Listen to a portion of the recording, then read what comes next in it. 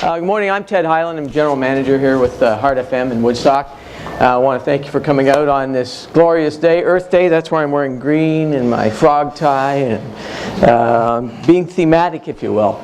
I want to take a moment here to introduce Wayne Enns. Wayne's our speaker here this morning. Wayne comes to us from Enns Media Incorporated, and he's a professional marketing consultant that we use here at the station to help our clients grow their business and invest wisely. Also, Wayne has taught at Brock University in Ontario here, and he's also run a successful ad agency at one point in his career. Today he's here to give us some insights into marketing to the environmentally conscious people, and that's a growing segment in our world today, especially here in Oxford County. First of all, I really do appreciate the investment you're making here today. And some of you are saying, I didn't know I had to pay for this. You're making the most valuable investment that you've got. It's your time. So I really do appreciate you coming out. It wasn't like you were sitting around with nothing to do all week and you just thought you'd get a free cup of coffee. So here's what I'm going to do in return for the investment of time that you've made here. It's my mission to try to give you a minimum of 3 good ideas that you can take back to grow your business, whether you ever do business with our friends at Heart FM or not. Of course, we would love you to do business with the folks at Heart FM, but that's not what this is about today. It's not a sales pitch. I really want to try to give you at least 3 sort of foods for thought, if you will, to help you grow your businesses as we move into 2016 and beyond. Just a couple of things before we get started. I think everyone has one of these pads. Okay, what I want you to do is I want everyone to tear the top page off of the pad. And then I want you to crunch it up in a ball like this. Okay, everyone got it crunched up? Now, if anyone hears one of these little things go off, we're going to bomb them with these. Okay? So please, let's turn off the cell phones. The only other rule that we have here is really try to find those 3 good ideas, and don't hesitate to ask questions if there's something that doesn't make sense or that I'm not making clear. We call this the new rules of marketing to the environmentally conscious, and basically I'm going to expose 10 of those rules to you today. Before we get into that, though, I'm going to talk a little bit, you've probably seen this before, the definition of insanity, doing the same thing over and over and expecting a different result. The world is changing. The acceptance of environmentally friendly or safe products and services is growing daily. The media choices you have is changing and growing daily. I think it was one of the business gurus, I can't remember which one, said whatever it was that got you where you are today won't be enough to get you where you want to be tomorrow. So we're going to talk about some of those things that you have to do differently in this new media environment to achieve your objectives and grow your business. I'm going to do some very basic stuff first, though, and I hope not to bore anybody here, so I'm going to go quickly. Most of you know about the 4 Ps in the marketing mix anyway, but I do want to go through them because in spite of all the changes that are going on in marketing, those 4 Ps in the marketing mix still remain constant today. The first, you've heard this before, you have to have the right product, right price, right place, right promotion. You know that. So the first one has always been you have to have the right product, and we'll talk about how you can have the right environmentally friendly products and or services today. The second one in the 4 Ps of the marketing mix has always been you have to have it in the right place. How many here heard the old 3 keys to success was location, location, location, right? We heard that. That's changed a little bit. The basics are still there. You do have to be in the right place.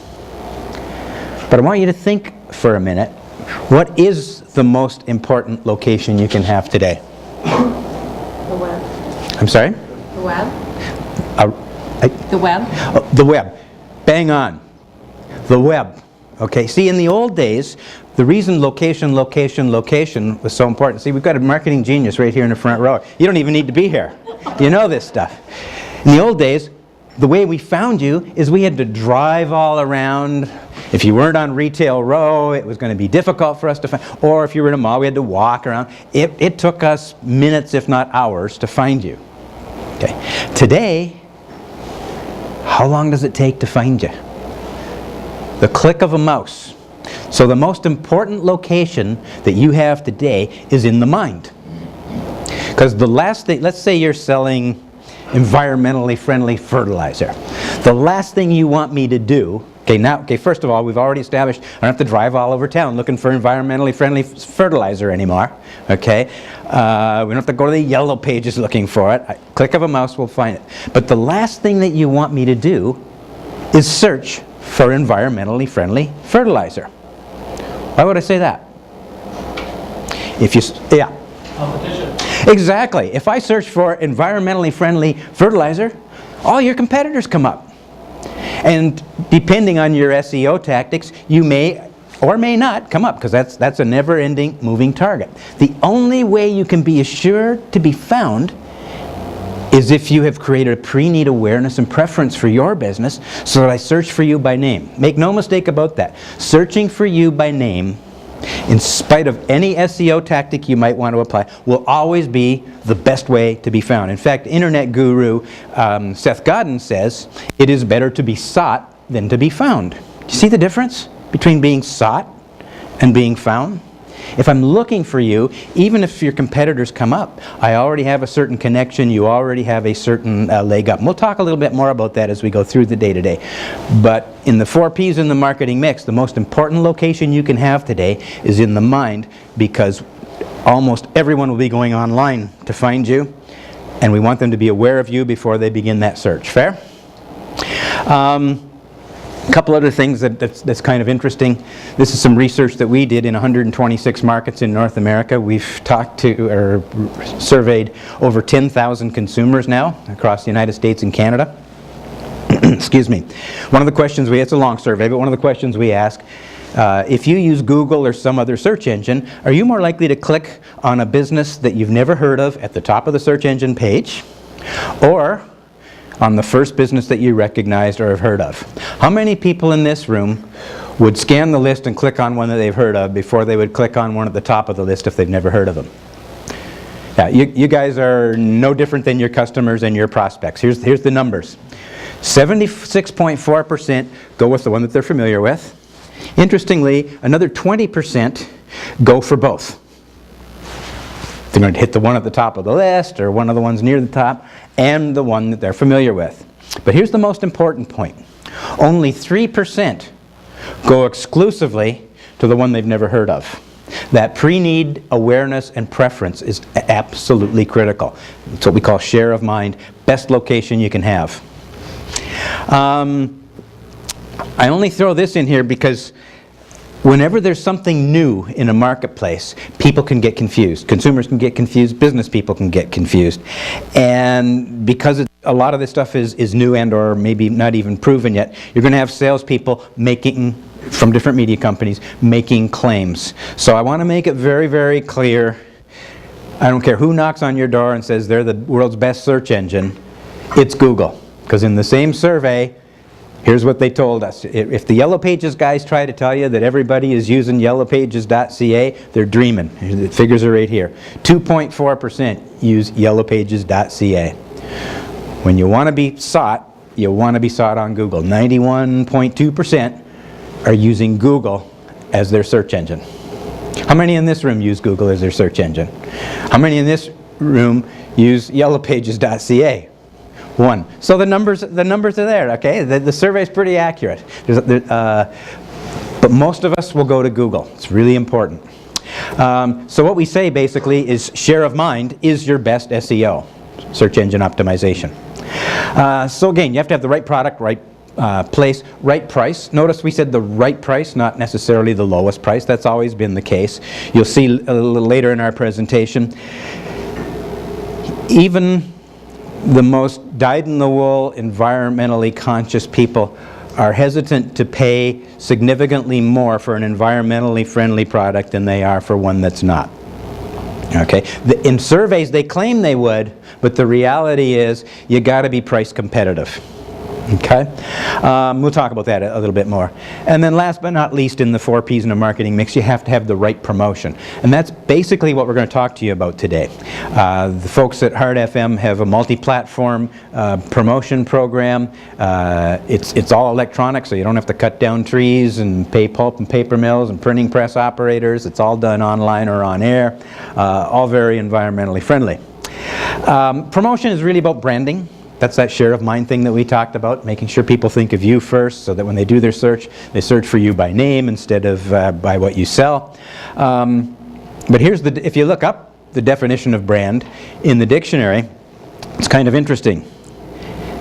It's a mark or symbol to differentiate one's cattle from the other, right? It's pretty simple. That's how it started. Back in the old days in, I don't know, Texas or wherever, all the ranchers put all of their cattle in the same pasture, but when it came time to take them to market, they had to figure out whose was whose, and the only difference, because all the cattle looked the same, was that brand. Whether you like it or not, and in spite of your best efforts to a large degree, you and your competitors can tend to be what we call parity products or services, or be perceived to all be the same until you can brand yourself. And we're going to talk about some of the 10 ways to brand yourselves in the environmentally friendly landscape today. So the key word there is differentiate, but I'm going to suggest to you be very cautious. Some people confuse differentiate with simply being different.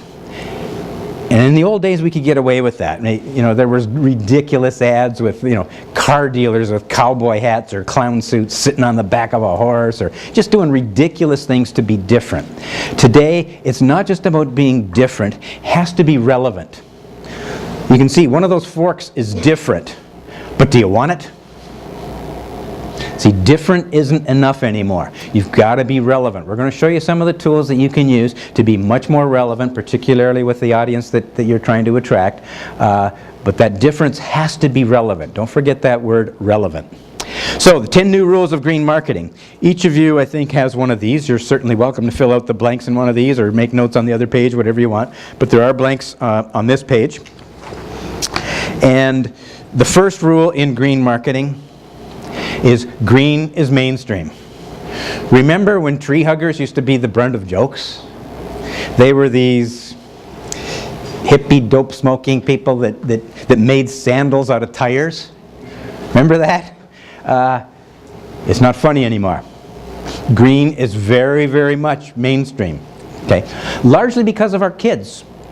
Our kids, in fact, Ted's going to talk about something that happened here in the Woodstock School Board, or the Oxford School Board this week, but our kids are coming home and telling mom and dad to be green conscious. My grandson just last week came to me and said, you know, Grandpa, our neighbor doesn't use a recycle bin. And it was like, that was the biggest crime in the world. Okay? Just like kids got us to quit smoking, believe it or not, kids have been a huge influence in making green mainstream. Does that make sense? Nowadays, 83% of the population is some shade of green. That doesn't mean they're all dyed-in-the-wool, green-only fanatics, but there are what we call the 5 shades of green. And I'm going to try to explain those to you just briefly here. I'll read from the definitions. Here's the 5 shades of green that are out there. First is the 19% is what we call LOHAS. LOHAS stands for Lifestyle of Health and Sustainability. Lifestyle of health and sustainability. Those are the old tree huggers. Okay? Not only do they make environmentally friendly purchases, they also take action. They buy green products, they support advocacy programs, they're very active stewards of healthy living and the environment. Okay, they're the old tree huggers, if you will. Okay? Another shade of green, if you will, is what we call the naturalites. The naturalites, that's about 14% of the market. And by the way, each of these is changing as I speak. Okay, there's more and more LOHAs every day and fewer unconcerned every day. But this is the definitions that we use in the environmental circles today. So the naturalites, basically, they're the ones that are more concerned. You'll see them buying the organic foods, natural products. They have a strong health focus when it comes to food and beverages. They're not politically committed to the environment movement, nor are they driven to be eco-friendly. Drifters, you can see, drifters are about 21% of the green market. This segment has good intentions, but when it comes to behavior, other factors in addition to the environment influence their decisions. These are the ones who will, even though their conscience and their kids kind of tell them they should be environmentally friendly, if there's something else that does the same job for a lot less dough, if nobody's looking, they're probably going to buy the thing for a lot less dough, okay? And I'm only telling you about these different shades because as you prepare your marketing campaigns, you have to know how to speak the language of the different shades. And we're going to show you some of those tools today, how to speak to the different shades of green. Conventionals, 29% are conventionals. This very practical segment does not have green attitudes, but they do have some municipal environmental behaviors, recycling, energy conservation, sort of those what we would today call mainstream behaviors. And last but not least are the unconcerned. The environment and society aren't priorities to this segment. They are not concerned and show no environmentally responsible behavior. Those unconcerns right now, the mistake I see a lot of businesses that are trying to be environmentally friendly, socially responsible and so on, is to try to convert those unconcerned. That's an uphill battle. As I already said, that number's already dwindling anyway. I'm sure if I came here next year at this time, that 17% unconcerned might be, I don't know, 14 or 15%. But it's a tough job to change their mind. You're probably going to focus more on one of the other shades of green that do have a degree of concern, and you'll speak their language. Canada does lead the way. Last year, over 10 million Canadians joined a billion around the world dousing their lights on Earth Day, for example. So Canada's, in a lot of ways, has been a leader in the environmentally conscious or responsible space. I want to talk briefly about the barriers to green purchases. Why doesn't everyone buy green? And I'm going to start with this one. Global warming. Some say irreversible consequences are 30 years away. 30 years? That won't affect me.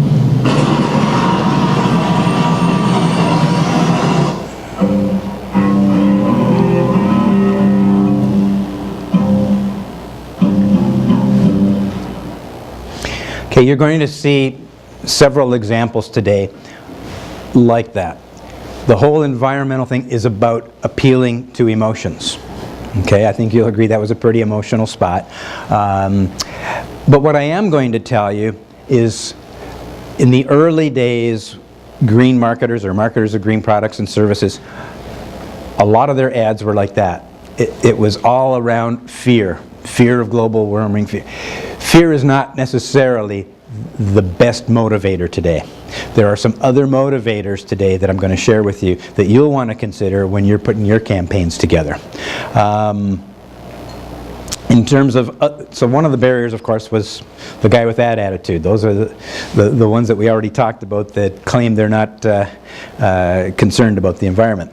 But here's the barriers that you face every day to selling environmentally friendly products or services. 63% think it's too expensive.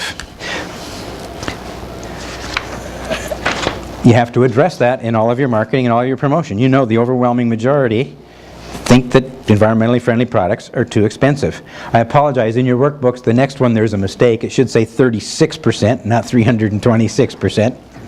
But 36% aren't sure that the products that you're selling really are better for the environment. So you can see you need what we call an educational awareness campaign. That's not a hard sell. It's not it's on sale this week.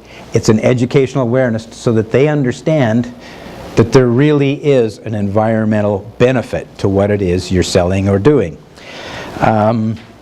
The next barrier to environmental sales is 30% just don't know enough about them. Again, it's an awareness thing. The things that Ted's going to talk to you about today overcome virtually every one of these barriers. Whether it's too expensive, not sure about the environment, they don't know enough about the products. It's all about communication and education. And last but not least, 28% don't even know where these products are available if they did want them. And Ted already talked to you. Each of you are going to have the opportunity to have a free listing on our environmental Green Oxford page. So over time, with the radio commercials driving traffic to that site, people will be able to find what they're looking for and know where the products are available. Green marketing rule number 2, local grassroots efforts are always more successful than the big corporate ones. Believe it or not, most people over time have learned not to trust the big corporates. I think it even got worse after 2007 or 2008 with Wall Street and the banks and everything else. Then of course you had the BP oil spill and you have all that stuff going on. Any of you who are locally owned and operated businesses already have a leg up on the alleged big guys because you haven't ruined your reputation yet. Most of the but here's what's kind of interesting though. The big guys aren't stupid. The big guys have recognized how important the environmental movement is, and they are trying to capture it, but it's much tougher for them than for you. I'll show you an example here.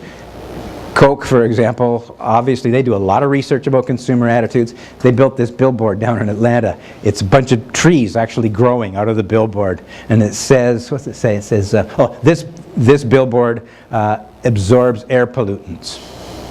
Nothing to do with Coke, but it certainly shows you that Coke knows they can win the hearts and minds of people if they try to do something environmentally friendly. The problem with the Cokes trying to do that versus you guys and gals trying to do that is we don't trust the big guys. And here's why. Here's the things they used to do. These are actual ads that used to run. For a better start in life, start cola earlier. How soon is too soon? Not, what's it say here? Not soon enough. They were pushing Coke on babies, okay? And now they want us to trust them. Okay. Here's another one here. How mother and baby picked up. A case of Blatz beer in your home means much to the young mother and obviously baby participants in the benefits. Can you believe they used to run ads like that? I only show you those ads because that's what the big guys are up against. They've ruined their reputation. You guys are starting clean.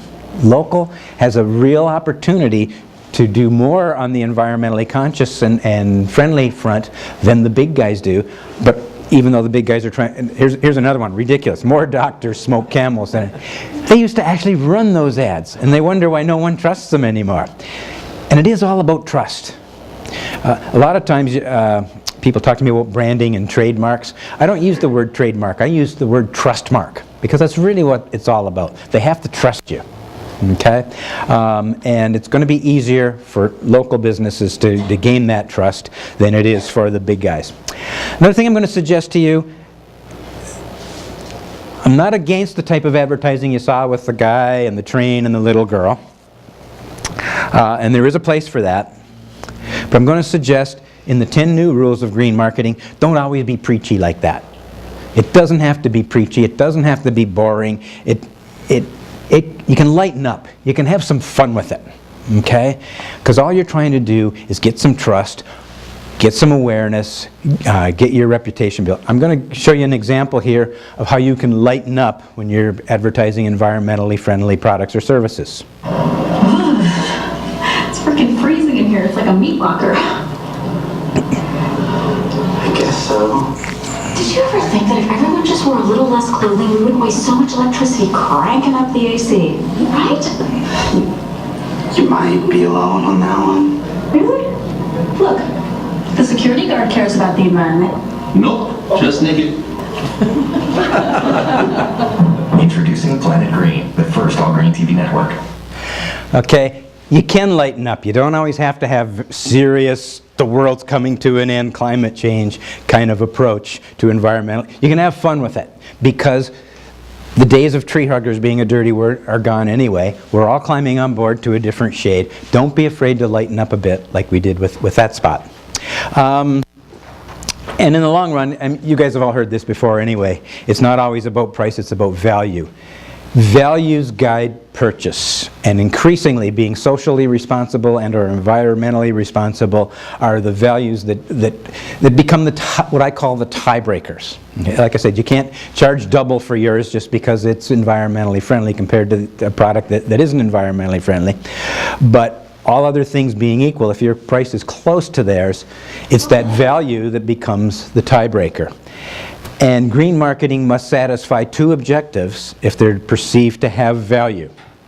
Objective number one is you do have to have improved environmental quality. Okay? But number two, and has always been important, even before the environmental movement, number two is customers got to be happy with what you're doing, with the service that you give, with the pricing, the product, place, price, promotion, all the things we already talked about. Customer satisfaction is still the only sustainable way for you to keep selling your products. We always, when I do at my advertiser seminars, I always start them with advertising can't make a bad business a good business. And then I get asked, well, how do you tell if I've got a good business? It's pretty simple. If you don't already have repeat and referral business, there's something inherently wrong with your business that advertising can't fix. Customer satisfaction is what it's all about. You have to do everything you can when you do get a customer to buy one of your environmentally friendly products or services to make sure they're happy. And here's the 3 keys to that. Customer satisfaction revolves around protecting their health. They want to feel that you're protecting their health, or your products are. That it will save money in the long run. They will pay a little bit more today if it will save money in the long run. And last but not least, it has to work at least as good or better. In the early days, there were some cleaning products and so on that were environmentally friendly. Frankly, they just didn't clean as well as the environmentally friendly ones. And some marketers drew the conclusion that consumers didn't really care about environmentally friendly products. That's not the case. The products were, in terms of doing the job or working better, were inferior. The consumers won't accept that. It's got to be at least at par with the other products. Okay? Something else to keep in mind when you're designing your marketing and promotion, and by the way, you can't do all of these 10 things in one campaign. You're going to have to work with whoever helps you with your marketing in your organization, work with someone, decide which one of these 10 strategies is best for you, and then stick with them. One of them may be, new rule number 5, is green is chic, making it cool to be green. You see the green grocery tote bags where the women actually have the ads right on them saying that, and they're proud of it. Okay? They carry that bag like a badge of honor. You can make green cool, make it chic, make it very popular. That may be one of the strategies that you pursue. I happened to see this, I forget what city I was in when I took that picture, but it's becoming so popular. They had those bags, those environmentally friendly bags, and they sold them all out. So you can position your stuff as cool and very popular. This is absolutely essential. Transparency in everything you do, whether it's environmentally friendly or not, is absolutely essential. Do you know that your customers and prospects don't expect you to be perfect? They don't. They're not dummies. They know there's always some little glitch, or maybe one of your staff had a bad day and didn't treat them right, or whatever. They don't expect you to be perfect, but they do expect you to be honest and transparent. And in fact, sometimes if you admit your weakness or something that's not where you would like it to be, it actually makes your positive statement more credible. Whenever you give someone a negative, they generally will give you the positive. Did you know that? But if all you do is talk about the positive, it starts to sound like hype a bit.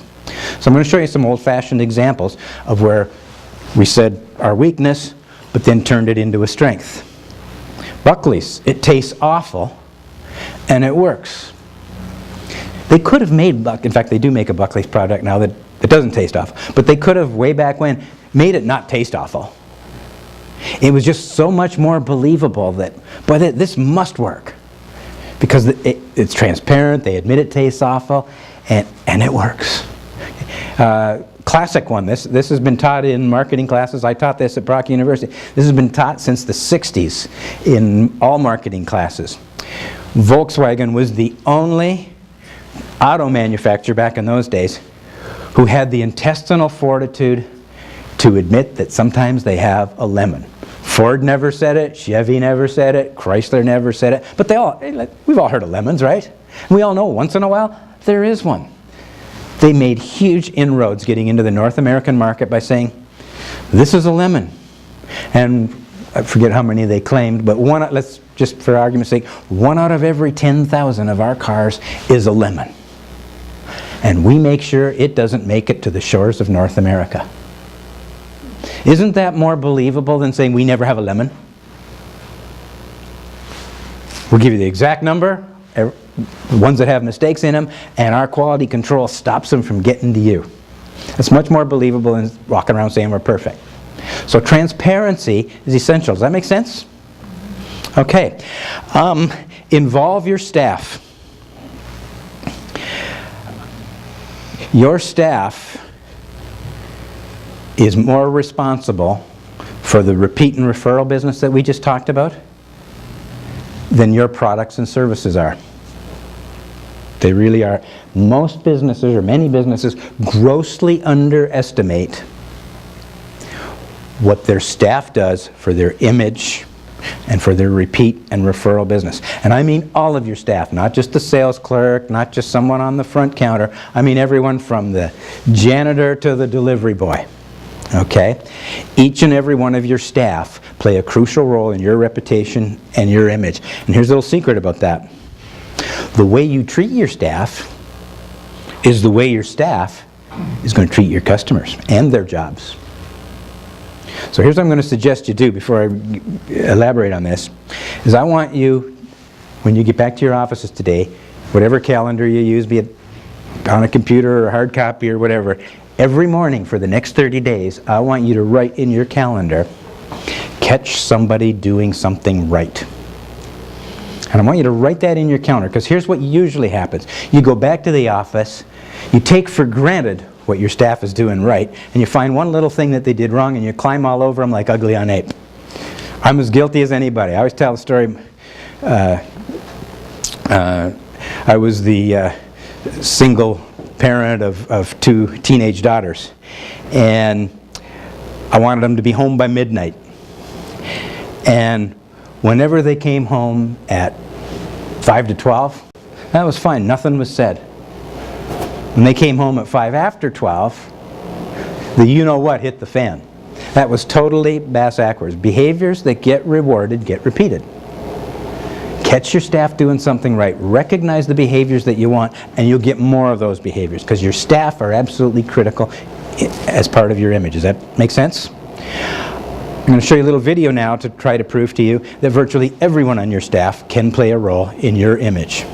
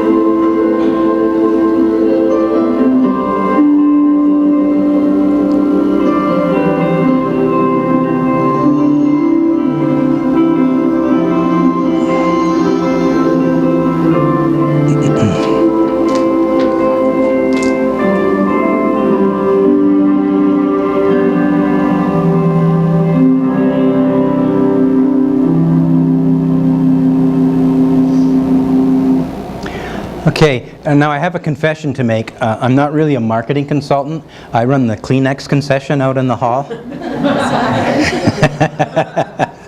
I've seen the biggest, burliest guys in the front row cry when they see these. We run a customer service seminar that focuses in on that, and we have a lot of fun with it. But I think you get the point. One other point when we're talking about staff, I don't know each of your individual businesses, but most of the businesses I'm dealing with today are having a real tough time attracting and keeping good people. I can tell you that if you're doing millennials in particular, it's not just about the paycheck anymore.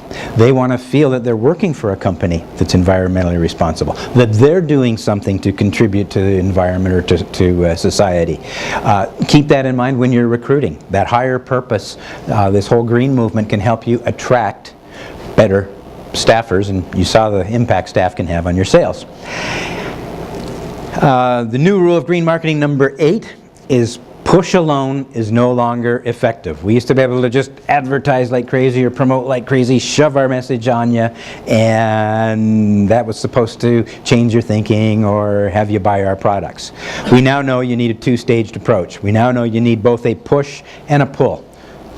The push is largely through intrusive media, which we'll explain in a moment, and pull is largely through passive media, but you need both, particularly because, as this lady said, we go online now.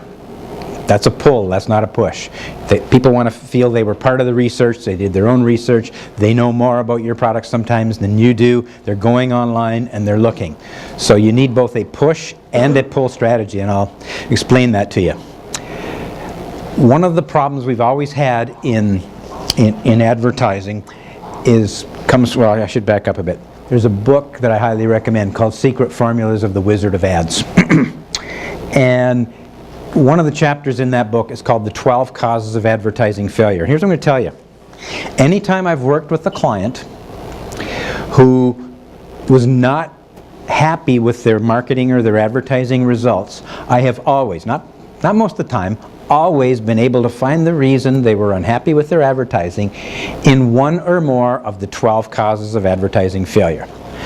I'm not going to share all the causes with you today. I don't want to hold you up that long, although the account executives at Hard FM do have the 12 causes of advertising failure printed out, and if you give them a buzz, they'll, I'm sure, email it to you or drop it off for you.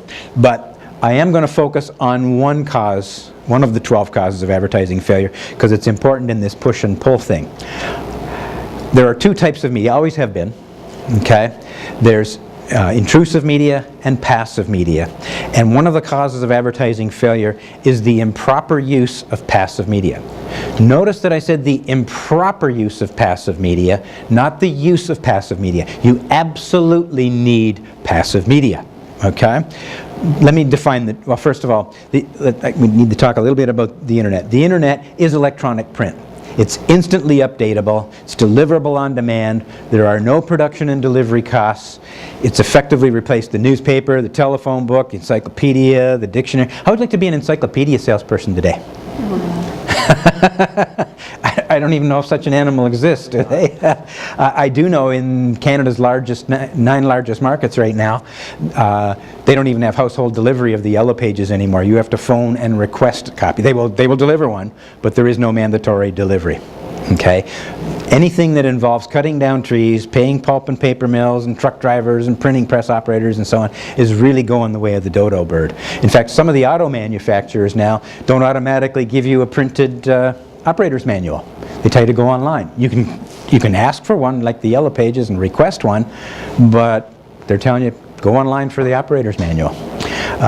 So it's really important that you understand that this is the electronic age, and anything that's online or on air is really electronic media, and those old printed vehicles probably, especially if you're in the environmentally conscious space, probably aren't part of what you need to do. Here's how we've always defined passive media. Passive media are those media that your prospects must take time out to read. They must already be in the market for your product or service before they'll stop what they're doing to search for your message to read your passive media message. But you need passive media. When I want more details, when I want to do my research, it's got to be there. Intrusive media, on the other hand, are those media, we talked about location and being in the mind. Intrusive media are the media most effective in creating that top-of-mind awareness of your business or your products. They're the media which your prospects hear while they go about their day-to-day activities, whether they have an interest at that time or not. Only intrusive media can influence customers before they are in the market to buy. I think I can explain that best with the marketing funnel. How many people here have heard of a marketing funnel of some sort? I'm sure everybody has, so I'm going to go through it relatively quickly. Marketing funnel has always been there, always will be there, and it describes the purpose of marketing. The purpose of marketing is to move your prospects, your customers, from unawareness of you to awareness of you to considering you to the tipping point of preferring you. You want them to prefer you before they identify a need, so that once they identify a need, you already have a leg up. Okay? Once they identify that need and they begin that search, as they get closer to the purchase end of the funnel, that's how the funnel works. And it's always worked this way. You've always gotten into the top of the marketing funnel at an emotional or subconscious level. There's nothing logical or rational about it. And we don't get logical or conscious of how we're making our decisions or think we're making our decisions until we get closer to the purchase end of the funnel. So historically, we've always used intrusive media to move you from unawareness to awareness to consideration and preference, and then use passive media. In the old days, it might have been brochures or catalogs or yellow pages. Today, it's always internet. We use intrusive media to get you to that point, and then we use passive media once you've identified the need and begin that search. And that's why it's so important that you be sought rather than found. And to exemplify how that really works, I always, in my book, I tell my story about my pursuit of a 1967 Mustang convertible. I'm looking for a 1967 Mustang convertible. And if I'm honest with myself, and by the way, most consumers aren't. We think we're these logical, intelligent consumers and we made a rational decision. Bull hunk, okay? Most decisions start in the heart and we only rationalize them in the head. So my example with the Mustang, I'm looking for that Mustang for nostalgic reasons, I admit it. Because that's the car that the rich kids were driving around the high school with the top down, tunes turned up, squealing the tires, maybe turning a few young girls' heads. Well, I had to drive the old man's old rusted out pickup truck from the farm. I think everyone here will agree that's not a very logical reason for wanting the Mustang, is it? It's emotional, right? So when I find that Mustang, am I going to go home and tell my wife, honey, I'm going to get this Mustang and spin the tires and turn some young girls' heads? Or am I going to find a logical way to rationalize that purchase? How am I going to, yes? It just depends. You want to keep your marriage together. Exactly. Good point. I'm going to have to rationalize it, just like all consumers do. And I'm probably going to, well, so how am I going to rationalize it? How am I going to justify buying that Mustang? Investment. Bingo!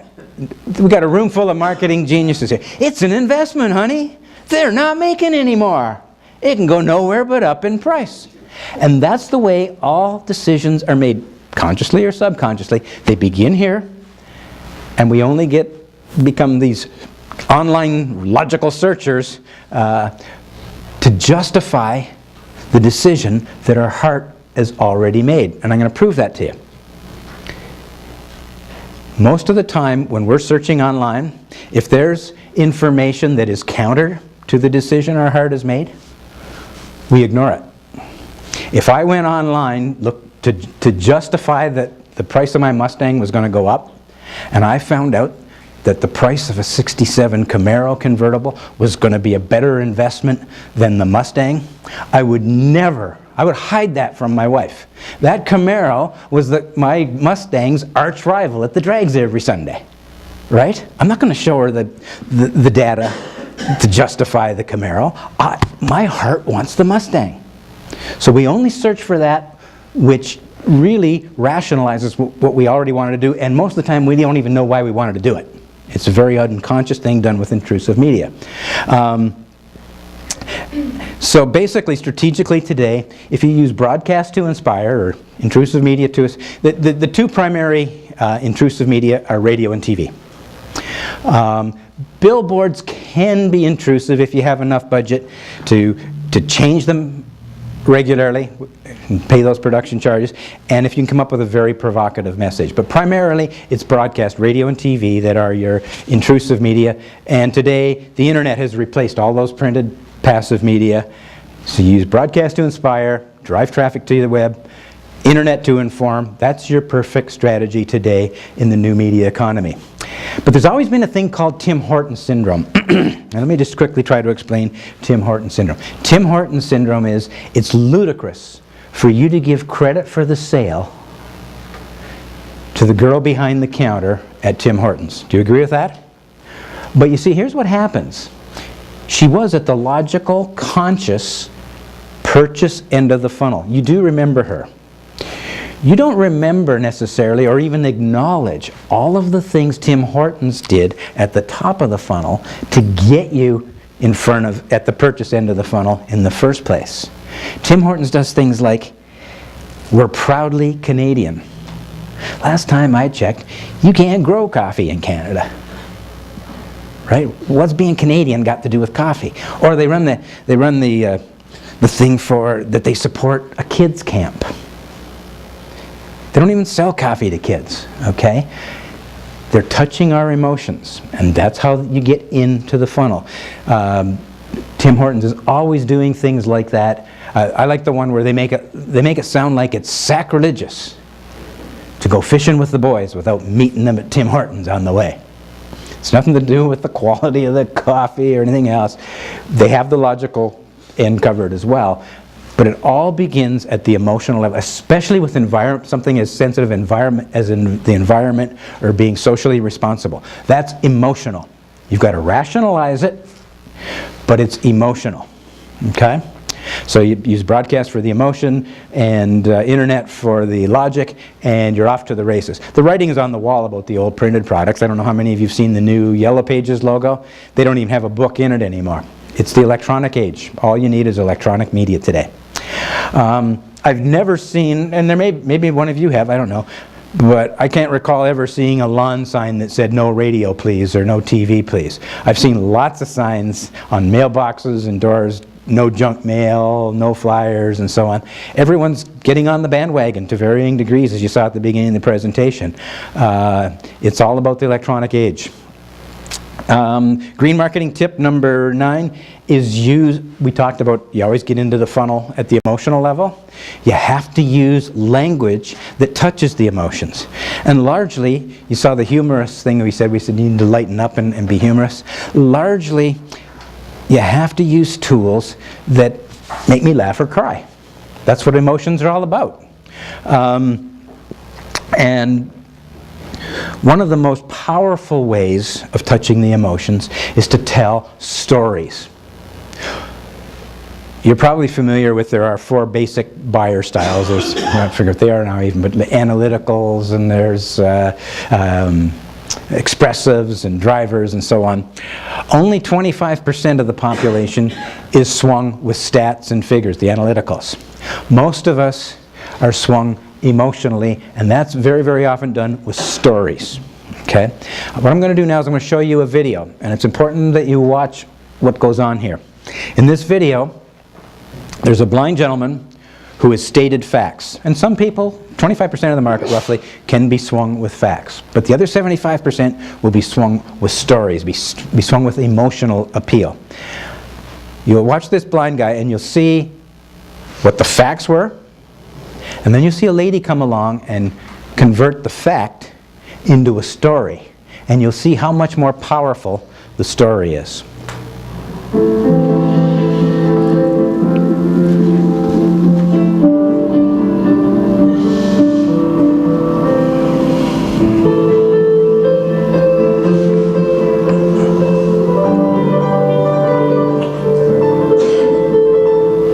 There's the fact. I'm blind, please help.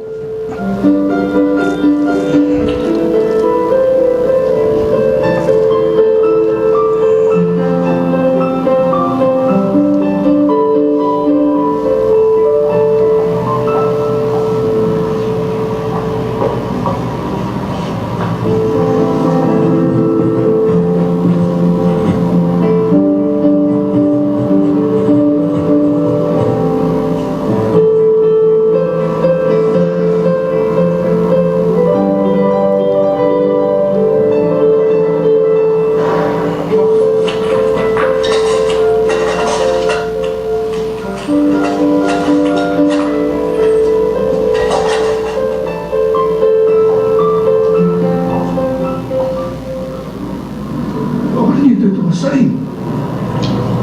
I wrote the saying, but in different words.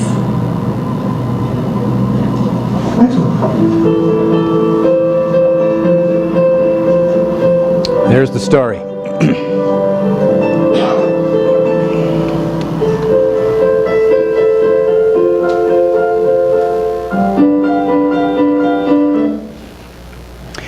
Okay, can you see the difference? By the way, I still have the Kleenexes for sale out there. Okay. Big difference. When you're trying to appeal to the emotions, find your story.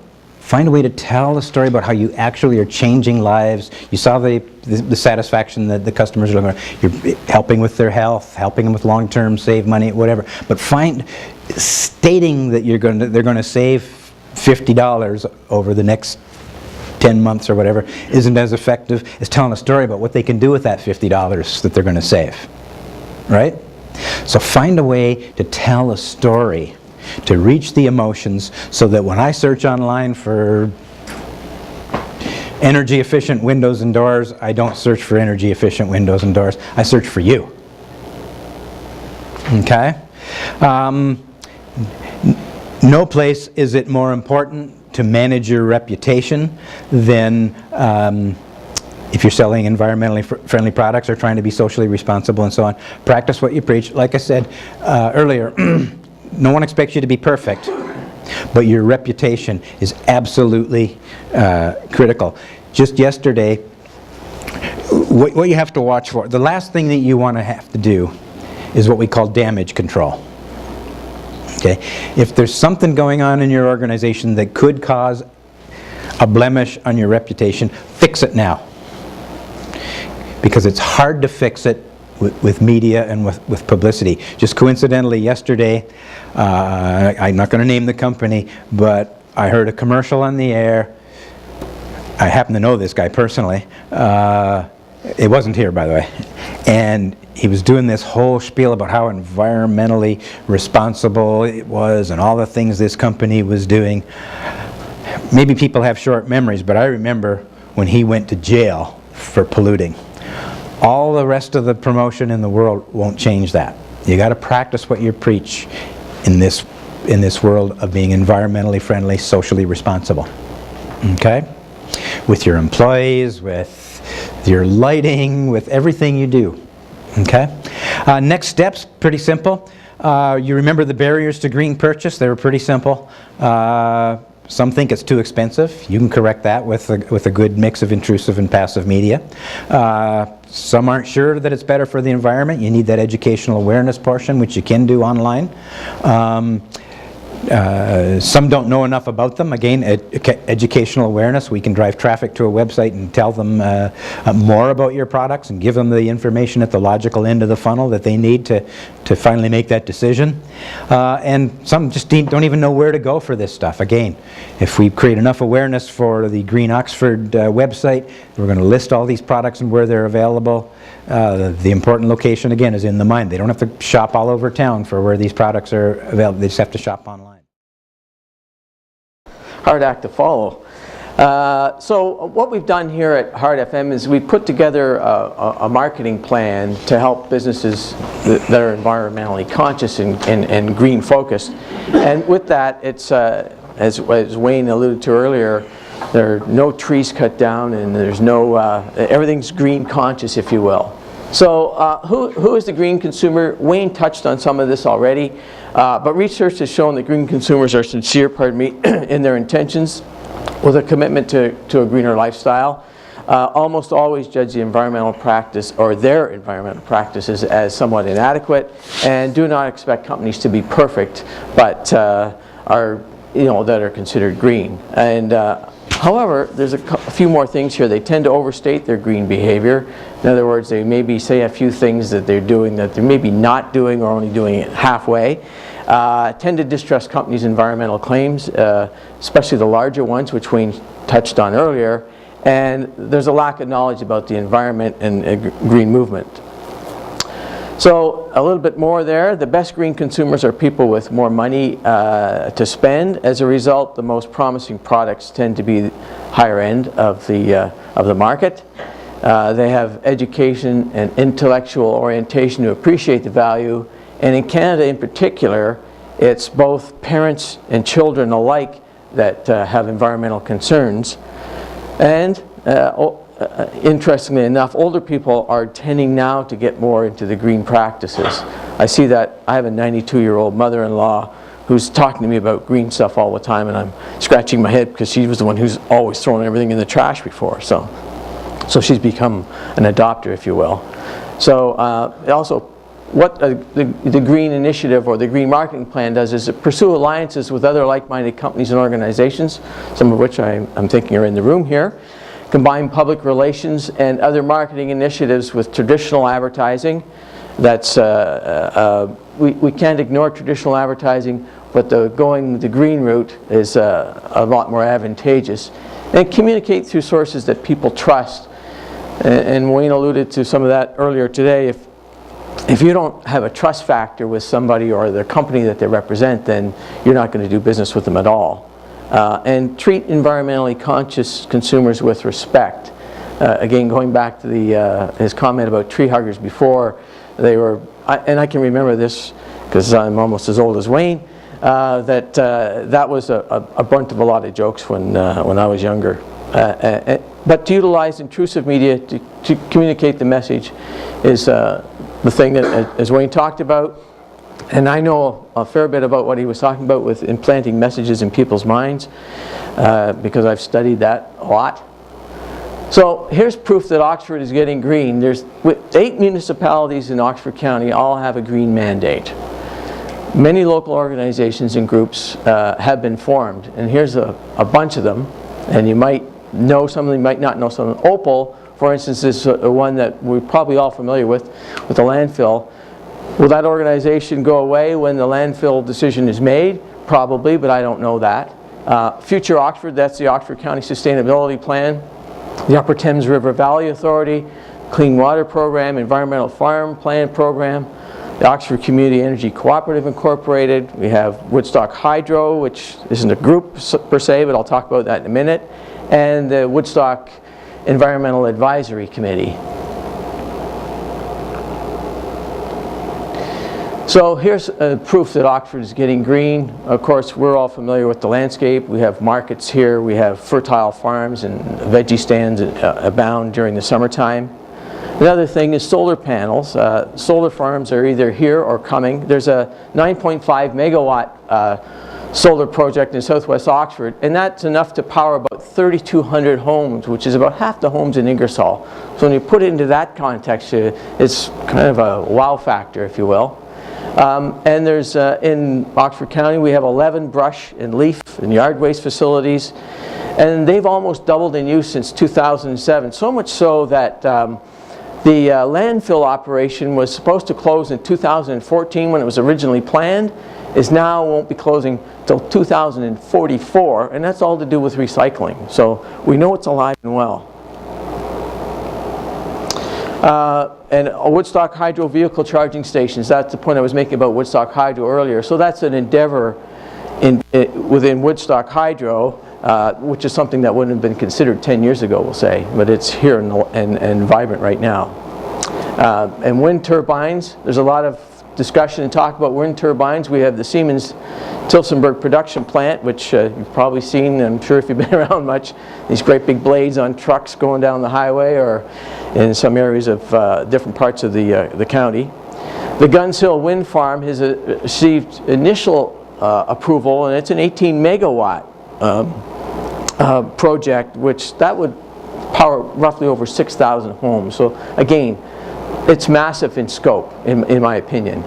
Also here in Oxford County, we've got the Oxford County Admin Building here in Woodstock and the Woodstock General Hospital. They're both LEED Silver status buildings, which means they were built with the environment in concern during construction as well as in operation. So, and LEED, by the way, is an international standard for environmentally building, which is quite a nice stamp to have on a building, I think, personally.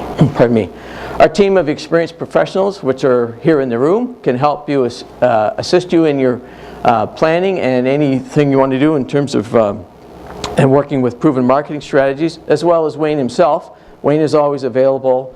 I know I've had Wayne on different conference calls in the past, and he's quite willing to help out in that regard. And of course, here in Oxford County, we have top-notch news coverage on our personalities. The community tunes into Hard FM for particularly news, weather, information, and of course the music. And we're committed to Oxford County. We've been in the Woodstock for 9 years now, just celebrated our 9th anniversary, pardon me. And we are totally committed. In fact, if you walk into our boardroom, there's one wall, the entire wall is covered in plaques. And I call that the wall of appreciation. And that's all the community groups we've helped along the way. We continue to get those. I've started on another wall, so there's... Excuse me just for a minute. Yeah. When Ted mentioned the music, I forgot to say something earlier. I don't know if you noticed all of those videos that I showed you, the ones where I sell the Kleenex, every one of them had a music background. When we talk about touching the emotions, never underestimate the power of music in touching the emotions at the top of the marketing funnel. That last video that you just saw with the blind gentleman, I played that at Queen's University a few weeks ago, and their sound system crapped out on me. And even though that music in the background had literally nothing to do specifically with that story, the video had not nearly as much impact without the music. It blew me away. Don't underestimate the power of music if you want to touch the emotions. Sorry. You're absolutely right, Wayne. Couldn't agree with you more. So the Green Choice Hard FM has developed a partnership marketing program that's designed as a communication platform for green initiatives, programs, products, and services. And the purpose of the program is to create awareness, educate, and inform, create a destination, differentiate you or your products, create a platform for ongoing dialogue, initiate response, garner support, and generate action, as well as build long-term commitment. This is greenoxford.ca. Greenoxford.ca has been developed with us here at Hard FM, and I have this gentleman over here to my right, Connor, that's on the video camera to thank. He's been instrumental in putting this together for us. So what is Green Oxford? Green Oxford is a comprehensive partnership marketing program. Utilizes integrated and green communication services and outlets to channel and direct your green messages. It's a multimedia campaign which will include social media, YouTube, Facebook, and Twitter, greenoxford.ca, as well as radio advertising on Hard FM. This is what the website looks like. Here we have some links across the top. This is what we call the header, and then we have content below. This was the beta program. It's up and running. Green means different things to a lot of people. For some, green is a lucky color. For others, it's a sign of success. For many others, it's a sign of keeping the environment and planet in sync. GreenOxford.ca is all about keeping the public informed on sustainability here in Oxford County. At GreenOxford.ca, you can find information and ideas about environmental issues and products and how they help us keep Oxford County green. Stay informed about what's keeping Oxford green at GreenOxford.ca. That's what we call a promotional commercial, and that will be running on the station 35 times a week, starting next week actually. If not already. I can't remember if I've got that in or not, but it's imminent. So I'll talk a little bit about that. So in terms of opportunities, there are 4 different levels, if you will, or plans that you could get involved in if you so choose. And the first one is what we call the Green Partnership, and its presence on greenoxford.ca in our Green Guide. And the Green Guide is located at the top of the screen. I'll show you in a minute. And along with that, there's 130-second what we call brand sale commercials. Those will be commercials for your own business to run over a 12-month period, and that includes the writing and production, which we do in-house. And here's where the Green Guide's located across the top here on the website, and then this is the Green Guide itself. You can see you have the directory here, view listings, submit listing, if you will, and there's a search bar there as well. So that's what we call the Green Partnership. We have another level As I mentioned, there's 4 of them. This is the Greener Partnership. Again, it's a presence on greenoxford.ca with your company. Now we have a rotating rectangle ad. I'll show you where that is, as well as inclusion in the Green Guide, and we'll post your press releases, should you have any, in an unlimited number. And with that, there's 150 brand style commercials of your own, as well as in that promotional commercial that I heard earlier, there'd be 120 shared promotional mentions over the 12 months on your own. In other words, when I say shared, there could be others at other times, but you would be standalone whenever that's done, whenever your company's mentioned. And with that, you get 10 seconds in length, and that would have to include your company name. And that's limited to 15 participants. So here's where, on the website, where the rectangle ads are. There's 3 of them, and there's 5 rotations in each one. Then we have the Greenest Partnership, again a 1-year plan. It's presence on greenoxford.ca with your company skyscraper ad on the home page, inclusion on the Green Guide, and we'll post your press releases, again unlimited, and your video and audio segments, of course subject to approval. 300 30-second brand style commercials over 12 months, an on-live 4-hour remote from your location if you wish. If your business is not conducive to handling a remote broadcast, we would include an additional 70 commercials here with the 300, so you'd have 370 in that case, as well as 120 shared promotional commercials, as I played earlier, again with 10 seconds in length with your company name mentioned. And here's the skyscraper ad here. So these were the rectangles we talked about a little bit earlier, and here's the skyscraper. So it's right on the front page of the site. Then we have the Greenest Plus Partnership. This is an exclusive one. It's for one client only.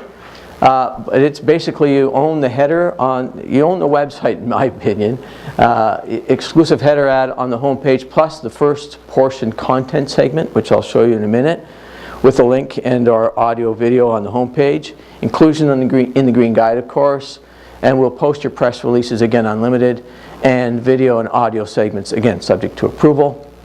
There's 330-second brand style commercials with that, and the live remote as well, as I mentioned earlier. Same as before, if your business is not conducive for handling a remote, then we would give you an additional 70 commercials. There's another way that a remote could happen. If you're a manufacturer, for instance, and you had a retail outlet somewhere that you wanted to help promote them, you could use that for that purpose, if you will, as well as 180 shared promotional commercial mentions throughout the year. So those are the 4 plans, and this is, as I mentioned, this is the header ad, which would be in relationship to your company, as well as this lead article on the website. So those are the plans. So here are the benefits of Green Oxford. Use Green Oxford as a platform to educate residents and businesses about the benefits of your product or service. Establish your company as an environmental leader and an important fixture in our community. Utilize the brand style commercials in Green Oxford website to promote specific events, services, and products of your company. Assist the municipalities of Oxford County in their mission to provide a green and sustainable environment while maintaining economical, social, and cultural and community health, as well as create awareness of your company's programs and services, an invitation to the public to be more aware of their energy consumption and ways to save, of course, and participate in the largest green communication initiatives ever in the county. We've taken that on ourselves. So as an attendee, I mentioned earlier, as an attendee of the seminar, you receive a 3-month listing on the Green Guide in greenoxford.ca. So if you filled out those cards, we'll have them. We can take care of that for you. And here we are. The opportunities are there for your company to be a leader in Oxford County through showing that you are green conscious, and become a winner in the hearts and minds of the public, and watch your business grow.